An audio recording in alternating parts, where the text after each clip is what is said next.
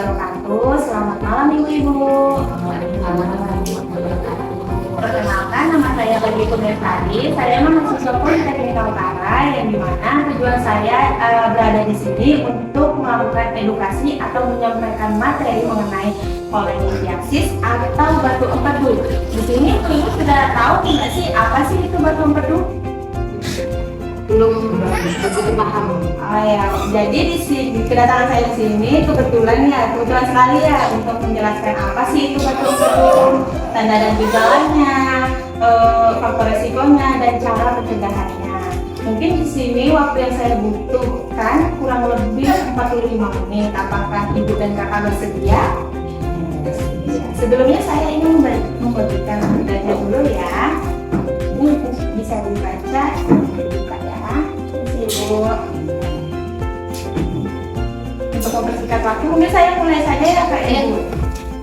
Nah, yang pertama di sini ada definisinya. Definisi dari polonidiasis atau penyakit batu empedu adalah kondisi terbentuknya endapan keras atau batu di dalam kandung empedu atau saluran empedu yang seringkali berasal dari kelebihan kolesterol atau bilirubin. Nah, bilirubin itu apa sih? Itu seperti zat yang dimana sel-sel darah yang sudah lama atau sudah tua. Itu biasa disebut dengan bilirubin. Batu empedu adalah kondisi yang ditandai dengan sakit perut mendadak akibat terbentuknya batu di dalam kantong empedu. Batu empedu bisa terjadi di saluran empedu. Kantong empedu adalah organ berukuran kecil yang berada di bawah hati atau seperti ini. Nah, ini kan hati. Nah, yang ini kantong empedunya, dan yang kecil ini dia batunya. Nah, organ ini mampu memproduksi dan menyimpan cairan empedu yang berperan penting dalam proses pencernaan, termasuk mencerna kolesterol. Makanya dia disebut dengan batu empedu kolesterol. Yang akhirnya yang terkandung dalam makanan. Sebagian besar batu empedu berasal dari endapan kolesterol yang akhirnya mengeras dan membentuk batu. Penyebab batu empedu muncul akibat endapan kolesterol dan bilirubin yang menumpuk di dalam kantong empedu. Penumpukan terjadi ketika cairan empedu tidak mampu melarutkan kolesterol dan bilirubin berlebih yang dihasilkan oleh hati. Selanjutnya di sini ada penyebab batu empedu. Yang pertama ada kolesterol berlebih yang dimana dalam darah melebihi nilai normal, maka kelebihannya dapat membentuk kristal yang pada akhirnya bisa menjadi batu empedu. Kondisi ini akan membentuk jenis batu empedu yang paling umum, yaitu batu empedu kolesterol yang seperti saya sebutkan yang tadi. Jenis batu ini biasanya berwarna kekuningan. Jadi yang kedua ada bilirubin berlebih, sel darah merah yang sudah tua diproses oleh hati dan menghasilkan bilirubin. Bilirubin berperan sebagai antioksidan. Namun jumlahnya harus dalam batas normal agar tidak menjadi racun bagi tubuh. Penyebab bilirubin tinggi ini dapat mengakibat penyumbatan saluran, seperti dia juga dapat menyumbat saluran yang untuk arah ke arah kantong empedu tersebut.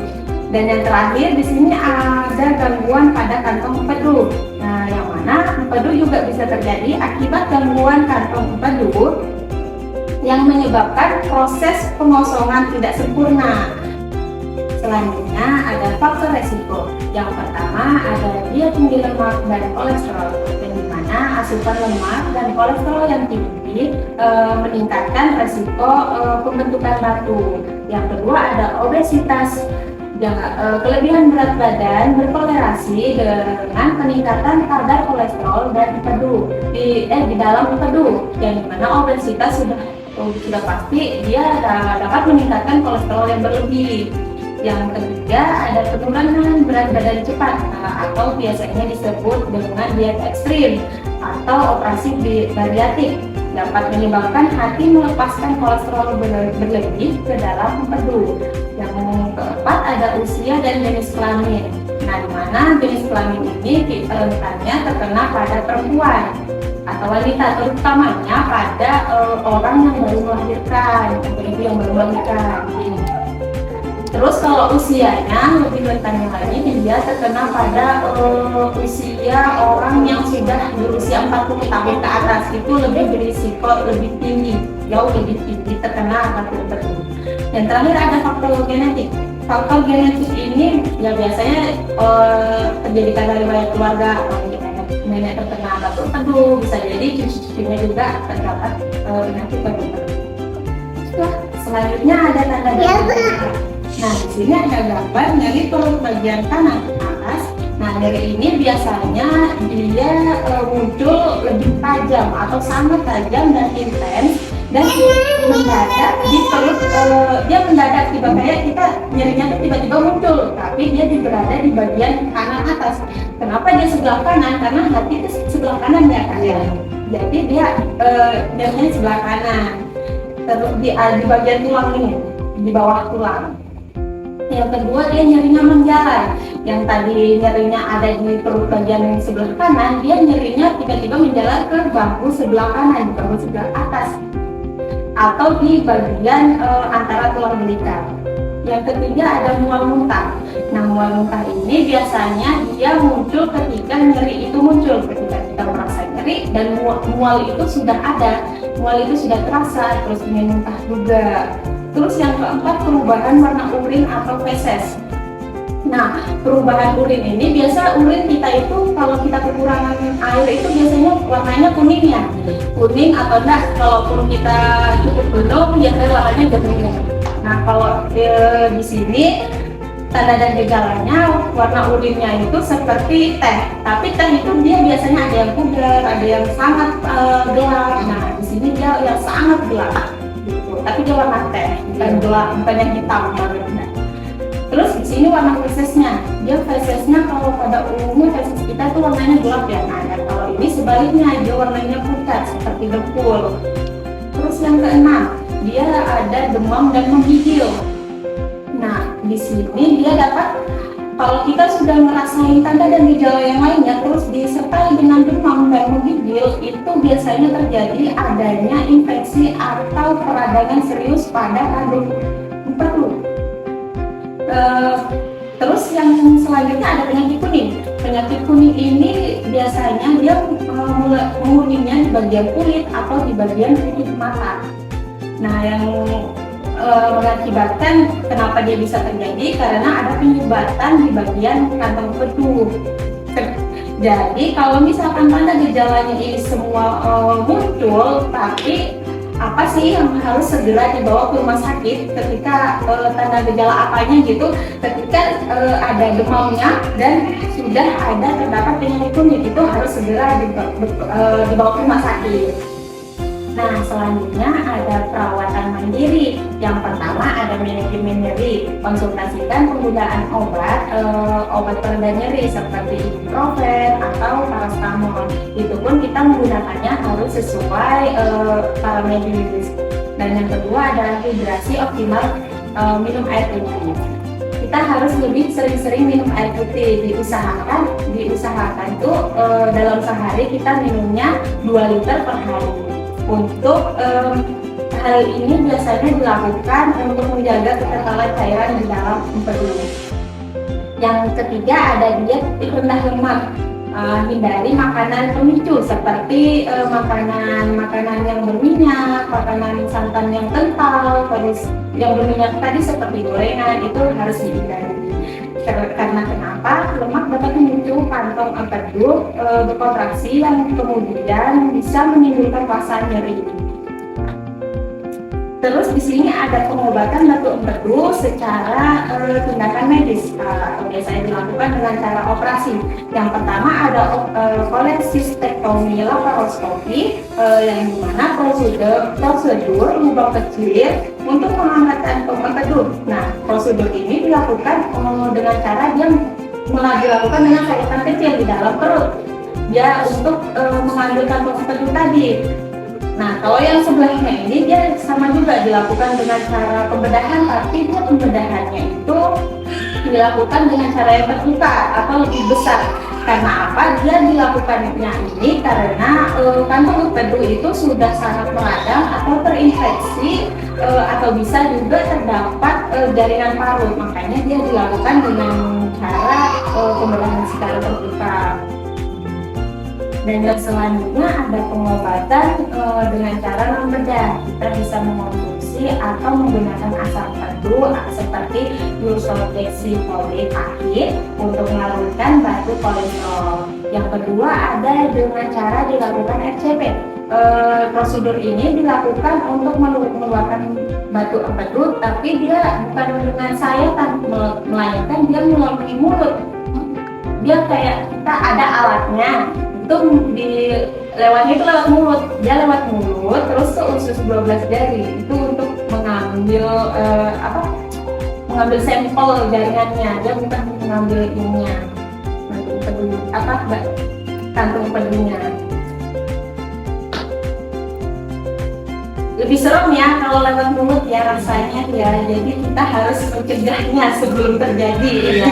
Nah, di sini ada pencegahannya nih. Yang pertama ada pola makan sehat. Sudah pasti ya pola makan sehat karena kantong empedu itu berurusan dengan pencernaan. Perbanyak konsumsi serat seperti buah, sayur, gandum serta batasi asupan-asupan yang berlemak. Terus yang kedua ada kontrol berat badan. Upayakan untuk menjaga berat badan ideal karena obesitas dapat mengakibatkan resiko terbentuknya batu kolesterol. Dan selanjutnya ada aktivitas fisik. Usahakan kita melakukan olahraga, walaupun tidak olahraga kita usahakan mungkin setiap pagi kita berjalan selama 30 menit. Itu untuk mengurangi risikonya terkena batu empedu. Yang terakhir ada diet, hindari diet ekstrim atau hindari kayak diet yang terlalu berlebih kayak kita nggak makan nih berapa hari, kita makan cuma seadanya aja gitu. Itu jangan menurunkan berat badan terlalu cepat, lebih dari 1 kilo per minggu, karena hal itu justru memicu pembentukan batu empedu. Dan selanjutnya ada fakta atau mitos batu empedu. Yang pertama ada fakta yang tidak selalu bergejala. Banyak batu empedu tidak menimbulkan gejala karena biasanya ada yang tanpa dia merasakan nyeri, tanpa dia merasakan mual muntah, semua tadi tanda gejalanya dia tanpa merasakan itu, tapi ketika dia melakukan pemeriksaan, ternyata dia tiba-tiba ada batu empedunya. Jadi itu faktanya, dia tidak selalu menimbulkan gejala. Terus yang selanjutnya, resiko siapa saja, meskipun lebih umumnya pada wanita, usia orang tua itu enggak juga, bisa juga laki-laki. Mungkin laki-laki itu obesitas atau memang pola makannya tidak teratur. Terus yang ketiga ada bahaya komplikasi. Ini faktanya batu yang menyumbat saluran dapat menyebabkan infeksi peradangan kantong empedu dan pankreatitis. Nah, sebelahnya ada mitosnya. Mitosnya ada cuka apel yang dapat melakukan batunya. Jadi kayak mungkin orangnya mengira itu batunya akan hancur gitu kalau kita mengonsumsi cuka apel. Itu faktanya itu nggak membuktikan sama sekali dalam medis bahwa metode itu bisa menghancurkan batu, malah lebih membahayakan. Yang kedua, mitosnya ada tidak mempunyai kantong empedu merusak pencernaan, dan nyatanya tidak merusak proses pencernaan. Pencernaan akan tetap lancar, penyesuaian diare ringan mungkin terjadi setelah operasi.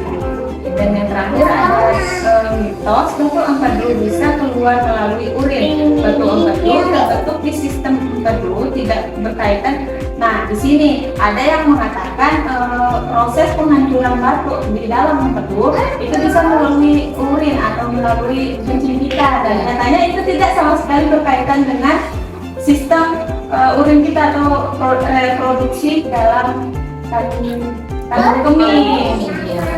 Yang dimana itu jauh sekali karena kantong empedu ini berkaitan dengan pencernaannya. Nah, yang terakhir ini kesimpulan. Kesimpulannya, batu empedu sering kali dipicu oleh ketidakseimbangan kimiawi dalam cairan empedu. Jika tidak menimbulkan gejala, biasanya tidak memerlukan tindakan medis segera. Namun, jika nyeri mulai muncul, konsultasikan ke dokter seperti tadi tanda gejalanya sudah muncul semua dan yang harus dikonsultasikan segera itu seperti ketika muncul demam dan penyakit kuningan. Mungkin kesimpulannya cukup dari sini saja. Mungkin dari ibunya atau kakaknya ada yang ingin ditanyakan atau kurang dimengerti, saya persilahkan. Iya, tadi kan disebutkan kan perempuan itu lebih rentan terkena batu empedu ini ya. Kenapa sih kok perempuan disebutkan lebih banyak terjadi pada perempuan itu kenapa? Bagus ibu pertanyaannya ya. Ini dibandingkan dengan laki-laki ya. Iya. Nah, kebanyakan wanita yang terkena batu empedu dibanding laki-laki itu karena perbedaan hormon pada wanita dan laki-laki itu berbeda. Di mana hormon ini namanya estrogen dan progesteron. Di mana hormon ini jauh lebih banyak terdapat pada wanita, terutama pada saat kehamilan, terus penggunaan KB dan obesitas. Kenapa sih pada masa-masa ini, pada masa-masa kehamilan, penggunaan KB, terus obesitas? Karena di mana pada saat itu hormon jauh lebih meningkat. Beda dengan laki-laki ada, namun kadarnya lebih sedikit. Nah, karena kan juga laki-laki tidak hamil, tidak mengonsumsi KB, mungkin laki-laki juga ada obesitas. Namun itu tadi perbedaan hormon yang perempuan lebih jauh lebih tinggi ya. Jadi mungkin cukup jelas dari penjelasan saya. Sudah mengerti ya. Ada lagi yang ingin ditanyakan dari ibu?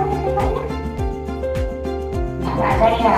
Nah, kita bergantian sebentar ya. Saya gantian lagi, saya ingin bertanya untuk menggali apakah ibu-ibu dan kakaknya sudah mengerti materi yang saya sampaikan. Saya ingin bertanya atau ingin salah satu ibu atau kakaknya menyebutkan tanda dan gejala dari batu empedu. Ada yang bisa menyebutkan? Saya tanda dan gejalanya itu seperti bagian kanan ya, terus mual-muntah ya, terus penyakit kuning. Oke, bagus, sudah dimengerti ya, sudah tahu tanda dan gejalanya. Mungkin ada lagi yang bisa menyebutkan pencegahan agar tidak terjadinya batu empedu. Mungkin bisa menyebutkan? Oke. Kayak pencegahannya seperti pola makan yang sehat, terus kayak hidrasi, kayak lebih banyak minum air putih, seenggaknya itu kan 2 liter per hari. Terus pencegahannya lagi nggak boleh diet ekstrim. Begitu bagus. Bagus ya, sudah dimengerti dari tanda dan gejala dan pencegahannya, sudah tahu semua. Jadi sudah hebat banget ya, sudah bisa tahu lah dari yang sebelumnya tadi cuma tahu sekedar batu empedu, tapi sekarang lebih tahu lebih dalamnya lagi. Mungkin itu saja dari saya. Kurang lebihnya mohon dimaafkan ya Ibu. Di sini saya tutup aja karena udah malam juga. Terima kasih sudah menyempatkan waktu untuk saya. Semoga materi yang saya sampaikan bermanfaat untuk kedepannya bagi ibu-ibu dan kakaknya.